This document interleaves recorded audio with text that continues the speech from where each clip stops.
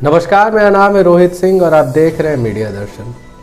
अगर हम लोग पहाड़ों की बात करें तो पहाड़ों का जीवन जो होता है वो आम जनजीवन से थोड़ा अलग होता है। छोटे छोटे गांव होते हैं 10-12 घर के, और वो लोग बिल्कुल प्रकृति से जुड़े होते हैं। जो भौतिक संसाधन है जैसे टीवी, मोबाइल, फ्रिज, कूलर, इन सब चीज़ों से वो काफ़ी दूर होते हैं। और प्रकृति से जुड़े होने के कारण उनके अंदर जो इंसानियत होती है वो बहुत ज़्यादा होती है। लेकिन इसका एक निगेटिव फेज ये है कि वो लोग खबरों से रूबरू नहीं हो पाते हैं। अभी रोहतास ज़िला के चपरी और चुनहट्टा, रोहतास ज़िला का ये दो जगह है, जो चपरी गांव और चुनहट्टा गांव बहुत ज़्यादा चर्चा में था। शुरुआत हुई थी कि चुनहट्टा में कुछ लोगों की मौत हो गई थी और जिसका कारण बताया जा रहा था कि विषाक्त जल पीने की वजह से उनकी मौत हो गई है, जिस पर अलग अलग तरह की अफवाहें उड़ने लगी, अलग अलग तरह से लोग इसको दिखाने लगे। इस पर हम लोगों ने चुनहट्टा जाकर वहाँ के लोगों से बात की कि आखिर सही मामला क्या है। तो आइए सुनते हैं क्या कहते हैं चुनहट्टा के लोग।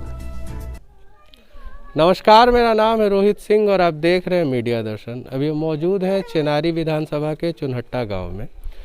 इस गांव में 4 लोगों की जान जा चुकी है, जिसको लेकर अलग अलग तरह की बातें की जा रही हैं।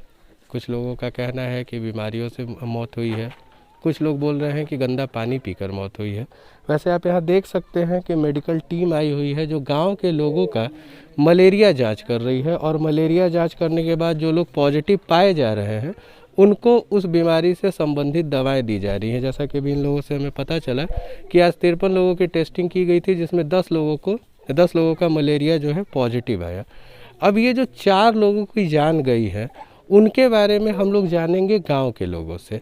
ये हमारे साथ इस चुनहट्टा जिस पंचायत में आता है उसके पूर्व सरपंच हैं, और इनसे हम लोग पूरी बात को जानने की कोशिश करेंगे। सरपंच जी, सबसे पहला मेरा सवाल है कि जहाँ पर ये घटना हुई है वो जगह कौन सी थी? वो तो जगह वो चपरी था। चपरी जी। क्या चल रहा था वहाँ पे? क्या वहाँ वन विभाग का काम चल रहा था, और उसी वन विभाग में ही चुनहट्टा गांव के लोग मजदूर काम करने गए थे। जो काम कर रहे थे उस काम में वहाँ वन विभाग का पत्थर जुड़ाई का काम चल रहा था, जिसमें ये लोग वहाँ रह करके, गांव में ना रह करके जंगल में जहाँ साइड काम कर रहा था वहीं लोग रह रहे थे, और वहीं जंगल में रह करके वहीं अपना काम करते थे, वहीं के पानी लोग पिया करते थे। मतलब मजदूरों के लिए साफ जल की कोई व्यवस्था नहीं की वहाँ गई कोई थी? तरह की व्यवस्था नहीं थी। वहाँ मजदूर के लिए कोई तरह का मैंने सरकार की ओर से कोई व्यवस्था नहीं थी, और वही जंगली पानी पी करके वहीं काम कर रहे थे। उसी बीच में इन लोगों के साथ बीमारी उत्पत्ति हुई। रहने का क्या इंतजाम किया गया रहने था के लिए वहाँ वहीं पेड़ के छाया के नीचे लोग अपना मड़ाई लगा करके रहा करते थे लोग। पे? जो 4 लोगों की जान गई है वो चारों का उम्र क्या है? उम्र उन लोगों का 10 से 17 तक है। चारों की? जी। वो चारों भी वहाँ मजदूरी करते थे? 4 नहीं, उसमें से 2 मजदूरी किया करते थे, 2 उन लोग के साथ में थे। अच्छा, जो लोग मजदूरी कर रहे थे उनके साथ 2 लोग थे। जी जी। और 2 जो जिनका उम्र 18 से आप कम बता रहे हैं वो लोग वहाँ मजदूरी कर रहे थे? वो लोग 18 से, हाँ, नीचे वो लोग काम कर रहे थे। जो 15 बरस की जो लड़की था, क्या नाम था उसका जी? फुलवंती कुमारी, पिता गोरखनाथ उरांव की लड़की थी, वो काम कर रही थी। और नागेंद्र उरांव, पिता ललित उरांव, वो अभी लड़का काम कर रहा था। क्या उम्र था उस लड़के का? लड़के का उम्र 17 साल था। मतलब वन विभाग द्वारा 15 और 17 साल के लोगों से काम कराया जा रहा था, मतलब 18 साल से नीचे? जी जी, 18 साल से दोनों नीचे काम कराया जा रहा था। और किसी भी तरह की मूलभूत सुविधाएं नहीं दी जा रही थी? वहाँ कोई तरह की मूलभूत सुविधाएं नहीं थी। तो अभी आपने सुना पूर्व सरपंच जी को। अभी हमारे साथ कुछ लोग हैं जो वहाँ पे मजदूरी कर रहे थे चपरी में, जो वन विभाग द्वारा कराया जा रहा था काम। इनसे हम लोग जानेंगे कि वहाँ की वास्तविक स्थिति क्या थी, किस तरह का काम वहाँ पे आप लोग कर रहे थे, क्या काम था वहाँ पे? टेक्सचर का काम था, पत्थर जोड़ाई का काम था। तो वहाँ पे आप लोग किस तरीके से रहते थे? पेड़ के नीचे रहते थे। रहने का कोई इंतजाम ना, कुछ नहीं, तिरपाल ऊपर लगाए थे। पीने का पानी कहाँ से? पानी गड्ढा थे, नदी नाला। अच्छा, नदी का पानी पीते थे? नदी का पानी। तो उसी पानी को वन विभाग द्वारा वहाँ पे काम करने वाले लोगों के लिए वही पानी दिया गया था? वही पानी दिया गया था। कितने लोग वहाँ काम कर रहे थे लगभग? 80 आदमी। 80। कहा जा रहा है कि कुछ लोग उसमें बीमार भी पड़े हैं, वहाँ पे काम करने वाले लोगों में जो लोग वहाँ का पानी पी रहे थे। जैसे अभी तो इसकी पता नहीं चल पाया है कि ये जो 4 मौतें हुई हैं वो किस वजह से हुई हैं, लेकिन क्या वहाँ और भी लोग हैं जिनके ऊपर किसी तरह की परेशानी आई है? उसमें तो ढेर बीमार है। बीमार है लोग? हाँ, बीमार है लोग। तो अभी आपने सुना वहाँ पे काम करने वाले क्या नाम है आपका? करीमन उरांव। वहाँ पे काम करने वाले करीमन उरांव जी को, जिन्होंने बताया कि किसी भी तरह की जो मूलभूत ज़रूरतें होती हैं उनका इंतजाम वन विभाग के द्वारा नहीं किया गया था, और पूर्व सरपंच जी के द्वारा बताया गया कि वहाँ पर जो लोग काम कर रहे थे उनका उम्र भी 18 वर्ष से कम। जिस दौरान मीडिया दर्शन की टीम चुनहट्टा गई हुई थी, वहाँ पर स्थानीय विधायक मुरारी प्रसाद गौतम भी थे। उनसे भी हम लोगों ने बात की। अब आइए सुनते हैं क्या कहा मुरारी प्रसाद गौतम ने। आपके द्वारा चुनहट्टा गांव को विजिट किया गया, क्या पाया आपने वहाँ पे? हाँ, चुनहट्टा गांव में भी हम लोग पहुँचे थे। सरकार के तरफ से भी और प्रशासन की तरफ से एसडीएम और मेडिकल की टीम वहाँ पहुँची हुई है। कल भी हमने सीएस से बात किया था, सीएस भी कल यहाँ का दौरा किए थे। वहाँ जो स्थिति है, नौहट्टा प्रखंड का, ये पीपरडीह पंचायत में चुनहट्टा गांव पड़ता है। यहाँ की जो स्थिति है पूरे नौहट्टा प्रखंड की, यहाँ मलेरिया का बहुत बड़ा प्रकोप है। बरसात के बाद जो सीज़न आती है वहाँ पे मलेरिया ज़बरदस्त तरीके से फैलता है। और आज अभी हमने जो वहाँ गया और मेडिकल टीम से जो हमारी बात हुई, वहाँ जो उनकी सैंपल ली जा रही है, जांच की जा रही है, उसमें 50% लोग मलेरिया पाया जा रहा है। तो प्रमुख कारण तो मलेरिया है। और इसके बाद हमने वहाँ का पानी का भी सैंपल देखा है, पानी हमने वहाँ का पिया भी, पानी बहुत दूषित है। हमने पानी का सैंपल लिया, पीएचडी को भी हमने बोला था, वो भी लिए हुए हैं, उसकी जांच करवाते हैं कि उसमें कौन कौन से तत्व ऐसे पाए जा रहे हैं जिसके वजह से कि इस तरह की परेशानियाँ लोगों को है। तो पानी की सबसे बड़ी समस्या है यहाँ।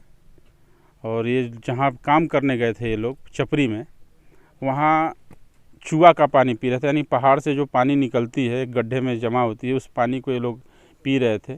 तो कहीं न कहीं ये बीमारी पूरी तरह से, ये पानी के दूषित होने की वजह से सारे लोग बीमार हुए हैं, और जो मौत भी हुई है पानी की वजह से ही हुई है।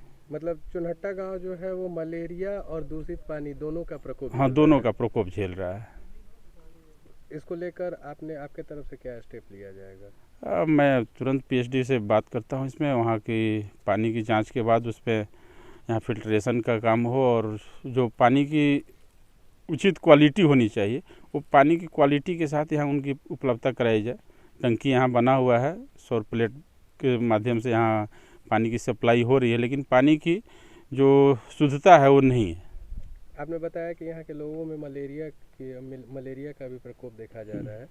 तो मुख्यालय से काफ़ी दूर है ये जगह, तो क्या लगता है यहाँ पर जो मलेरिया के बचाव के लिए जो भी चीज़ें होनी चाहिए वो जल्द ही हो पाएंगी? अभी तो हमने फ़िलहाल कल से ही सीएस से और मेडिकल टीमों से बात करके यहाँ उपलब्धता कराई है दवाओं की।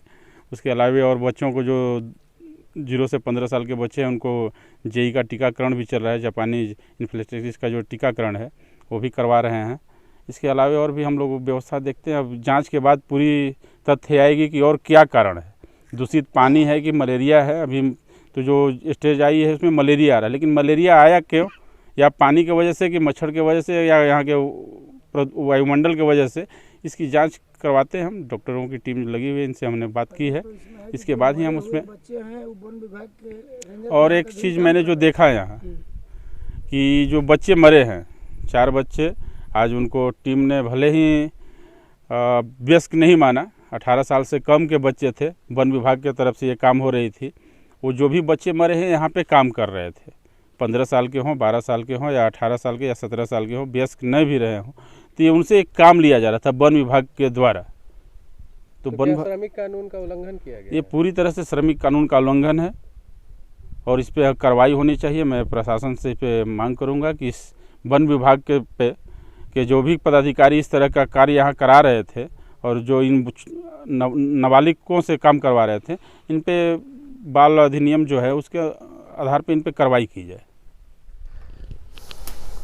रिपोर्ट में आपने देखा कि जिस समय हम लोग वहाँ गए हुए थे, मीडिया दर्शन की टीम वहाँ पे गई हुई थी, वहाँ पर एक मेडिकल टीम भी आई थी जो लोगों का जांच कर रही थी और जो भी उसके रिपोर्ट में आ रहा था उससे संबंधित दवाएं दी जा रही थी। फिर हम लोगों ने इस पर एक ब्रीफ लेने के लिए, एक ब्रीफ जानकारी लेने के लिए रोहतास ज़िला के सिविल सर्जन से बात की। अब आइए सुनते हैं क्या कहते हैं रोहतास ज़िला के सिविल सर्जन। सर, चिन्हट्टा में जो डेथ हो रहे हैं उसके रीज़न क्या है? रीज़न का तो ये है कि जो डेथ का खबर मिला तो वहाँ तो हमें पहले ये खबर मिला कि डायरिया हो गया है, इसका खबर मिला। लेकिन वहाँ पर पहली टीम जो नौहट्टा की प्राथमिक स्वास्थ्य केंद्र से टीम गई थी, उन्होंने अभी देख के कहा कि डायरिया का कोई केस नहीं है। उसके बाद IDSP की टीम गई थी, उन्होंने भी अपना रिपोर्ट दिया कि कोई डायरिया का कोई प्रकोप नहीं नज़र आ रहा है। और तीसरा जो हम भी उस दिन गए थे तो उस दिन जो रोगी को देखे वो रोगी में मलेरिया का लक्षण ज़्यादा पाया गया और उसको जांच कराने के बाद कंफर्म हुआ कि मलेरिया से ही यहाँ पर प्रकोप ज़्यादा है। तो मलेरिया का जांच कराया जा रहा है, अभी भी चल रहा होगा। और दवाई का वितरण हो रहा है, मच्छरदानी का वितरण आज सुनिश्चित किया जाएगा। ये सब चीज़ें जो भी रोकथाम के लिए, मलेरिया की रोकथाम के लिए सारा कार्य वहाँ किया जाएगा। पानी की क्वालिटी को भी लेकर कुछ बातें की? पानी की क्वालिटी के बारे में मैं कुछ नहीं कर सकता हूँ, क्योंकि डायरियल डेथ नहीं था तो इसका रिलेशन पानी से जोड़ने का कोई अभी हम लोग को औचित्य नहीं लग रहा है। तो इसलिए पानी का कलेक्शन और ये मेरे डिपार्टमेंट का काम भी नहीं है। जब आपने रिपोर्ट देखा उसमें चुनहट्टा के लोग बता रहे थे कि उन्हें मूलभूत जो भी सुविधाएं हैं वो वन विभाग के द्वारा नहीं मुहैया कराई गई थी और वो एक पेड़ के नीचे रह रहे थे, एक बिल्कुल खुले आसमान के नीचे एक पेड़ था, उसी के नीचे रह रहे थे। और चूहा जो होता है, पहाड़ों में एक चूहा होता है जहाँ से पानी, जो बरसात का पानी फंस जाता है, वो धीरे धीरे वहाँ से रीस कर आता है, तो वो चूहा का पानी पी रहे थे।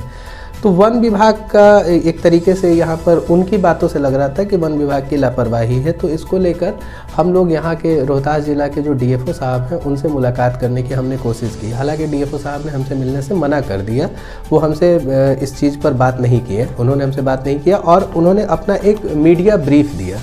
तो मीडिया ब्रीफ में उन्होंने कुछ बातें बताई हैं, इस पर हम लोग चर्चा करेंगे। पहले सुनते हैं कि क्या कहते हैं चपरी गाँव के लोग।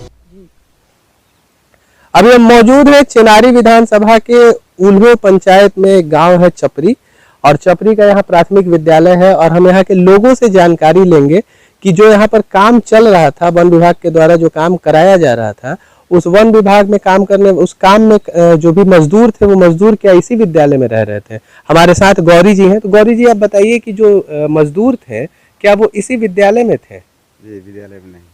विद्यालय में नहीं थे, जंगल में रह रहे थे। क्या खा रहे थे वो? पानी कहाँ से पीते थे वो? पानी नदी में पी रहे थे सर। और खाना कैसे खाते थे? अब खाना तो अपने जो भी बनाता है खाता है। अब चावल बनाए, चाहे लिट्टी बनाए, जो भी बनाए तो अपना खाता है। अपने से बनाते थे? अपने से बनाता है, अपने से। और अगर मान लीजिए काम के दौरान कोई बीमार पड़ जाता है तो फिर?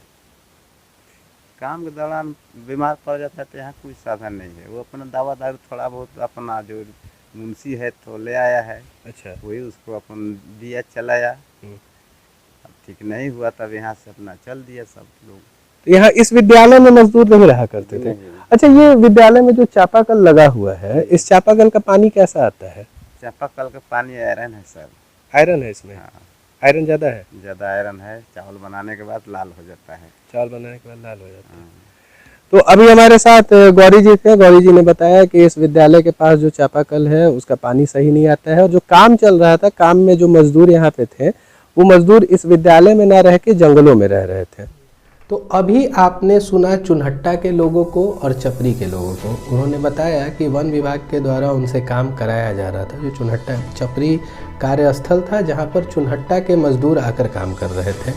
ये मीडिया ब्रीफ है जो DFO साहब द्वारा दिया गया है। हालांकि इस पर सिर्फ लिखा गया है वन प्रमंडल पदाधिकारी, रोहतास वन प्रमंडल सासाराम। इस पर किसी भी पदाधिकारी का हस्ताक्षर नहीं है। और इसमें उन्होंने बताया है कि जहां पर कार्य कराया जा रहा था वहां पे चुनहट्टा और कोरहास गांव के लोग आए हुए थे, वहाँ पे मजदूरी कर रहे थे, जो कि जो मजदूर वहाँ पे बोले हुए हैं उनकी बातों से मैच करता है। दूसरा चीज़ इन्होंने बताया है कि जो चपरी गांव का सरकारी विद्यालय है वहाँ पर रहने का इंतज़ाम किया गया था।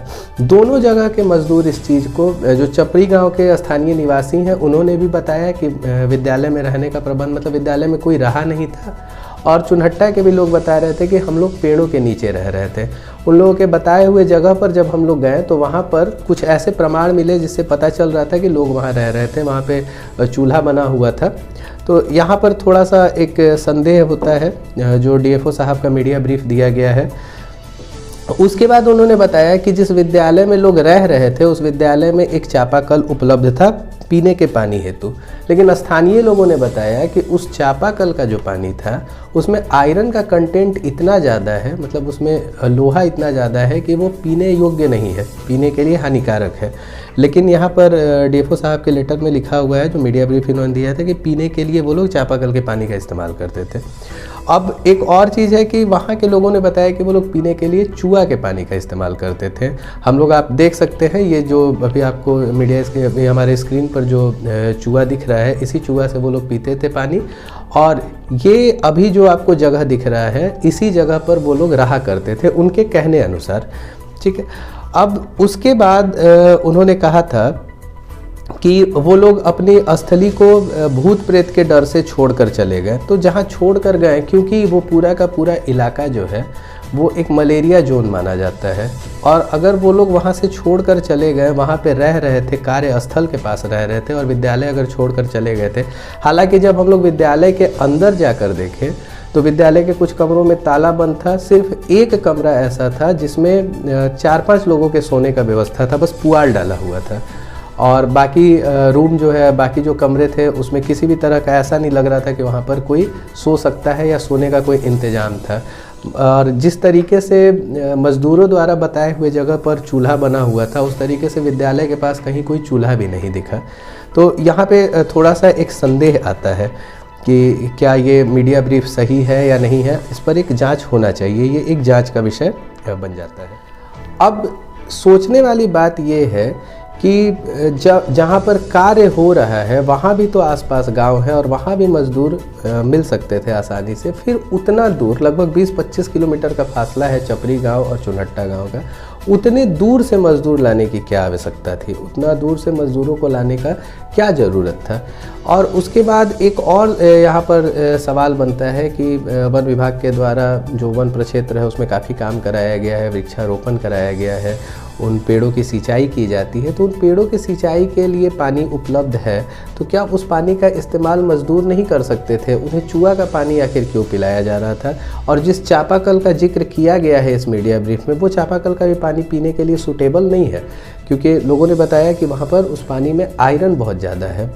वन विभाग के द्वारा क्षेत्र में काफ़ी काम कराया गया है, लेकिन ये जो सवाल यहाँ पर आ रहा है कि जो ये मौत हुई है, ठीक है, ये एक चीज़ है, जैसा सीएस ने कहा कि वहाँ पर डायरिया का कोई लक्षण नहीं मिला, तो हो सकता है कि मौत का कारण विषाक्त जल ना हो, लेकिन ये तो एक जांच का विषय हो रहा है कि क्यों वैसा गंदा पानी पीने के लिए जो मज़दूर हैं वो क्यों मजबूर थे वैसा गंदा पानी पीने के लिए, चूहा का पानी पीने के लिए, इसके लिए कौन जिम्मेदार है?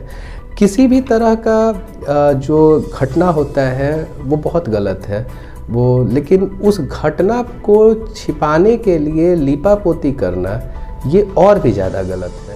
तो ये था पूरा मामला। इस मामले में अगर आप देखिए तो जिस तरीके से मज़दूरों ने बताया, जो चुनहट्टा गांव के मज़दूर थे, कि कम उम्र के लोगों से भी काम कराया जा रहा था, ये भी एक जांच का विषय है कि ऐसा क्यों कराया जा रहा था। दूसरा जो है कि जो मज़दूर थे उनकी मूलभूत ज़रूरतों का ख्याल नहीं रखा गया, जो कि श्रमिक कानून का भी उल्लंघन है। तो अब क्या इन कानूनों का उल्लंघन करने के लिए जो संबंधित विभाग है वो कोई स्पष्टीकरण देगा, जिला प्रशासन के द्वारा उनसे कोई स्पष्टीकरण मांगा जाएगा, या जो इसमें दोषी हैं उन्हें सज़ा दिया जाएगा? अब ये तो आगे ही पता चलेगा। ऐसे ही खबरों के लिए बने रहिए मीडिया दर्शन के साथ। धन्यवाद।